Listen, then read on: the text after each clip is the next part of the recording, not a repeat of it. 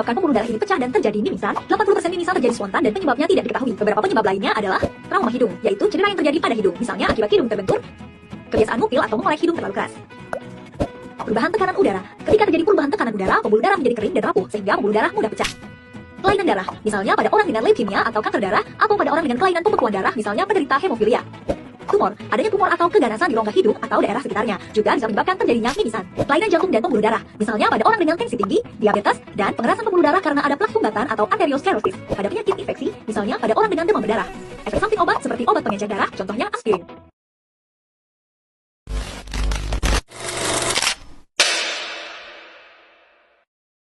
Halo Sobat Sehat. Halo. Kembali lagi di podcast Tanya Tubuhmu. Kali ini kita bahas sesuatu yang sering bikin kita panik, apalagi kalau terjadi pada anak-anak atau remaja.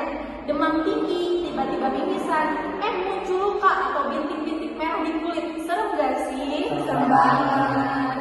Dulu aku pernah tuh Kak, pas sekolah, demam tinggi, terus mimisan, teman-temanku pada panik. Wah, saya sebagai orang tua langsung keinget anak saya juga waktu SD tiba-tiba panas, terus mimisan. Saya langsung bawa anak saya ke UGD karena saya panik. Nah, makanya kita bakal kulik bareng-bareng kenapa sih itu bisa terjadi, bahaya atau enggak. Yuk langsung kenalan sama narasumber kita pada hari ini. Saya Mutia sebagai host. Saya Muhammad Fadil Ramadan sebagai ahli medis. Saya Dida Amelia sebagai mahasiswa kedokteran. Saya Awina sebagai remaja, dan kita Fitrianti sebagai orang tua. Padri, sebagai tenaga medis, boleh jelasin nggak kenapa sih orang bisa demam? Tentu demam ini sebenarnya respon terhadap infeksi baik virus, bakteri, dan lainnya. Tapi demam ini bisa bikin pembuluh darah hidung lebih rapuh, makanya bisa jadi mimisan.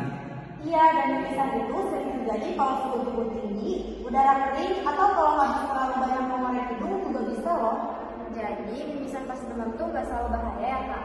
Ya, apalagi harus waspada kalau mimisan sering keras atau disertai juga seperti muncul bintik-bintik merah, luka, itu bisa bertanda demam berdarah, bukan mimisan ya. Waktu itu anak saya juga muncul bintik merah di kakinya. Awalnya saya kira alergi, ternyata trombositnya turun dan harus melakukan rawat inap. Nah, ini nih luka atau bintik merah itu bisa jadi tanda pendarahan di bawah kulit. Bisa bantu jelasin oleh Dida? Jadi, kalau virus seperti BW menyerang, itu bisa bikin trombosit turun. Trombosit itu fungsinya buat bantu pembekuan darah.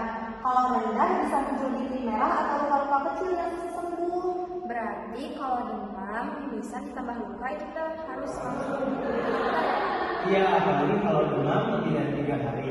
Badan lemah, mimisan sering dan ada tanda-tanda pendarahan. Jangan ditunggu ya. Boleh nih tips singkat dong kalau terjadi kayak gini di rumah. Apa yang kita harus lakukan? Nah, tipsnya itu ada 4, yaitu kompres dengan air hangat, jangan memakai air dingin ya. Yang kedua, bersihkan kepala sedikit memberuk saat mimisan, jangan tidur terlentang. Yang ketiga, pastikan anak minum yang cukup. Yang keempat, segera ke fasilitas kesehatan kalau demam lebih dari 3 hari atau muncul gejala lain. Makanya jangan menunggu sampai anak habis banget ya. Percaya naluri orang tua selalu benar. Dan jangan takut ke dokter, semakin cepat ditangani, semakin cepat pulih. Dan buat yang masih muda kayak aku nih, jangan malu bilang ke orang tua atau ke guru kalian kalau udah ngerasa badannya nggak enak. Wah, lengkap banget nih obrolan kita hari ini. Terima kasih Dida, Giska, Padri, dan Audi. Semoga episode kali ini bisa bantu banyak orang lebih paham sama soal sinyal tubuh yang perlu diwaspadai. Sampai jumpa di episode selanjutnya.